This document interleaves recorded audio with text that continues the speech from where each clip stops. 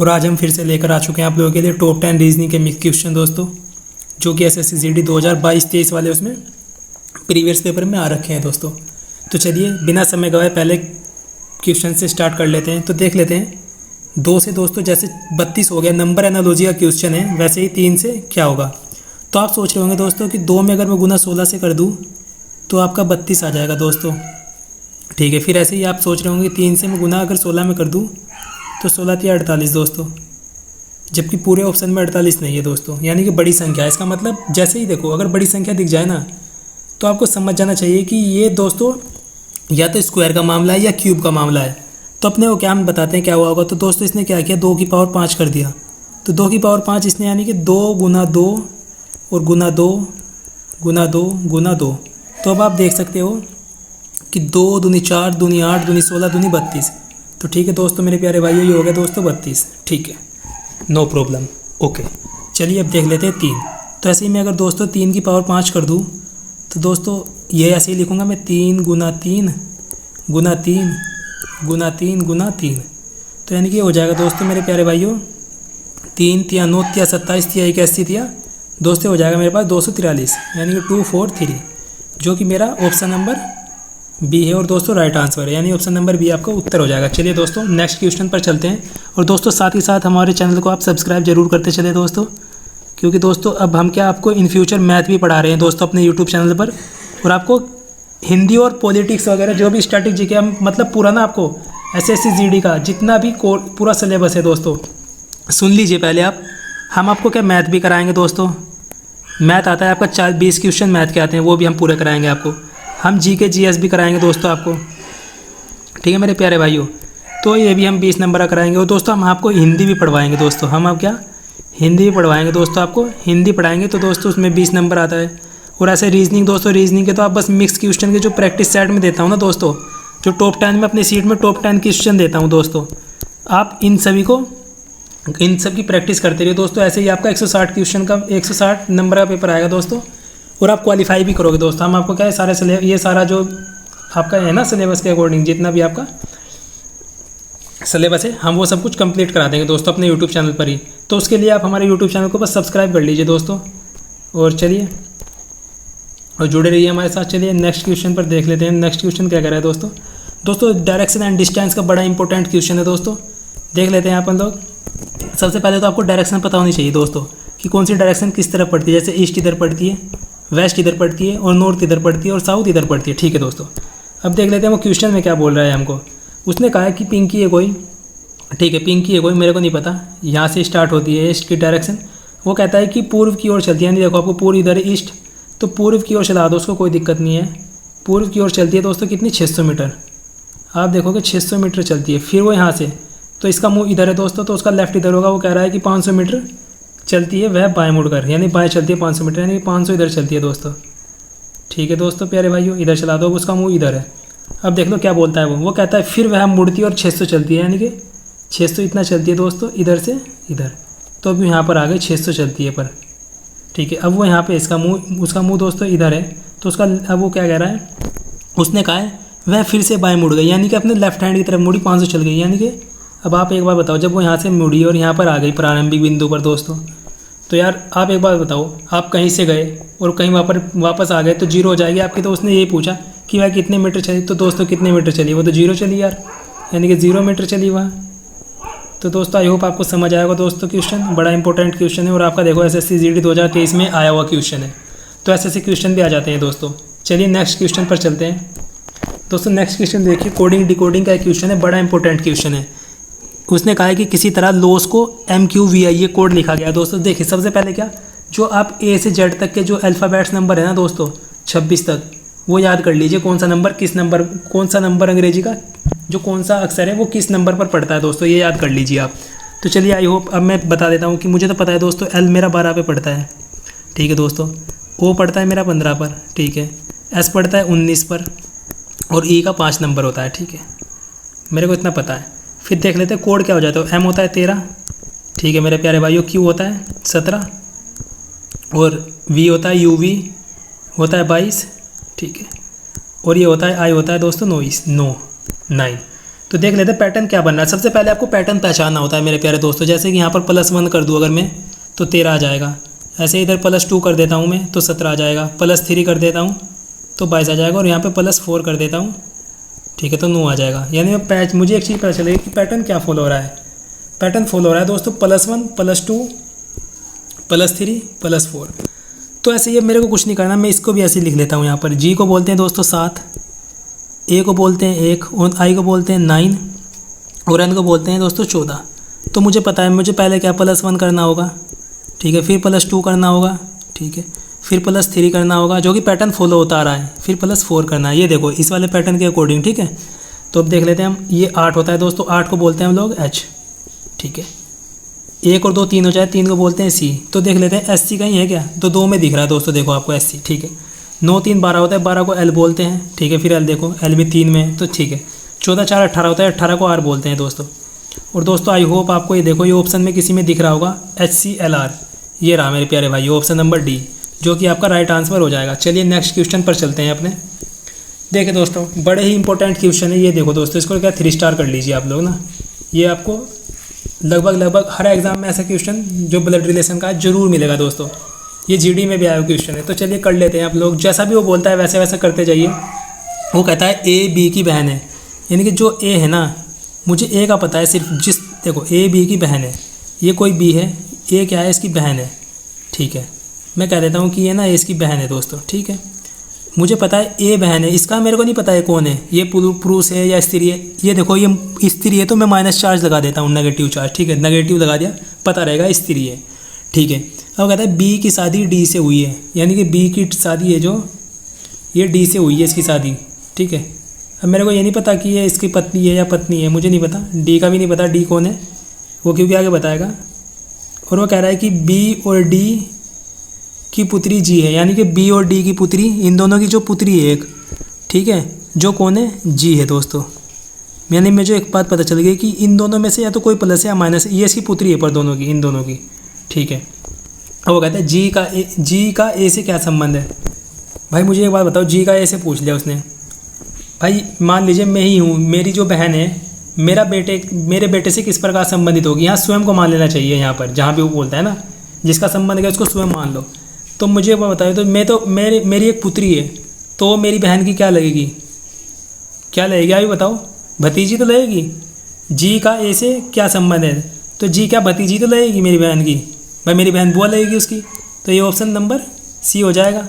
चलिए next question पर चलते हैं अपने दोस्तों। नेक्स्ट क्वेश्चन है नंबर सीरीज़ का एक क्वेश्चन है और बड़ा इंपॉर्टेंट क्वेश्चन है दोस्तों। देख लेते हैं हम लोग क्या है। वो कह रहा है 25 है, 25 से 62 हो गया 62, फिर 1 2 3, यानी कि आप देखोगे बहुत तेज़ी के साथ नंबर बढ़ रहा है दोस्तों। या तो यहाँ पर क्यूब का मामला आएगा सामने या फिर क्यूब का आएगा। और मैं एक चीज़ फिर समझ गया दोस्तों, पता क्या, मैंने देखा यार ये भी क्यूब के पास पड़ता है यार, और ये भी क्यूब के पास, ये 64 के पास पड़ता है, ये 125 के पास पड़ता है, ये 216 के पास पड़ता है, और ये 343 के पास पड़ता है, ठीक है। यानी कि मैं समझ चुका हूँ क्या है। तो आप देखो ये क्या, ये देखोगे आप 3 की क्यूब माइनस 3 3 9 27 माइनस 2 कर दूंगा तो मेरा क्या आ जाएगा दोस्तों, 25 आ जाएगा, जो कि ये 25 है, ठीक है।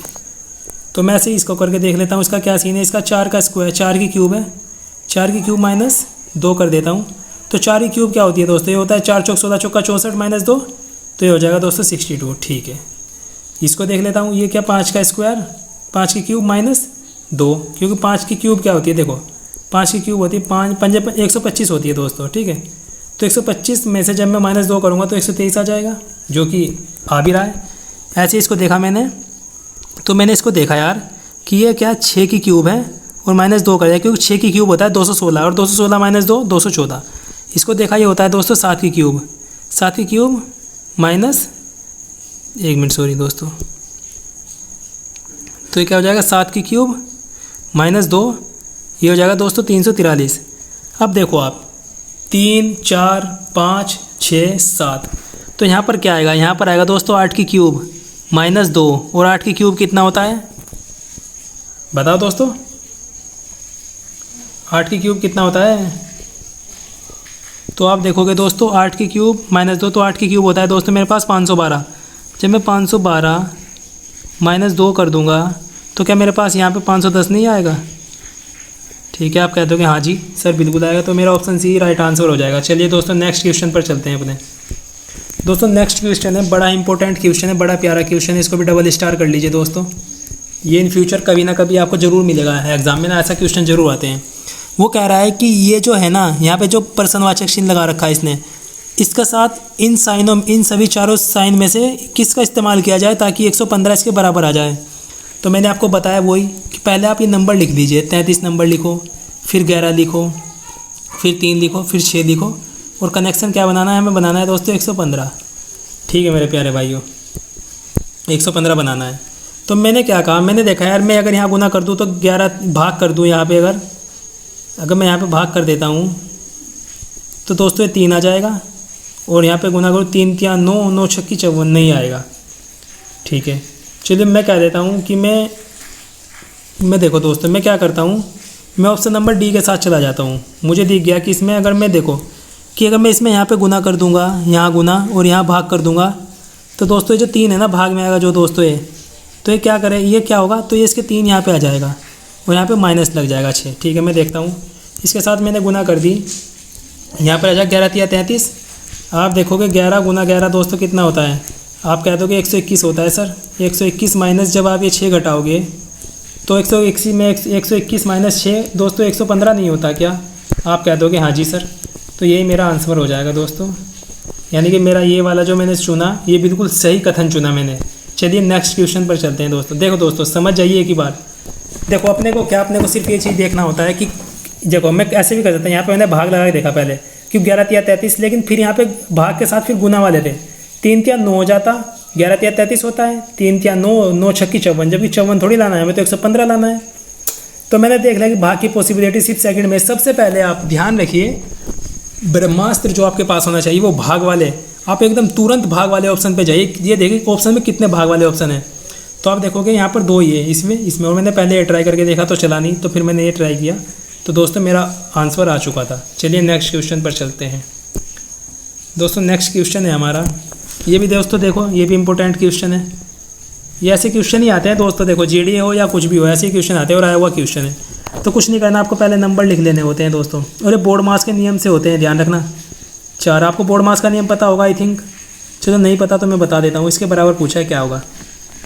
सबसे पहले आपको पता होना चाहिए दोस्तों, देखो उसने क्या कहा है, इसका आयत का जो अर्थ है वो है दोस्तों प्लस, तो यहाँ पर प्लस।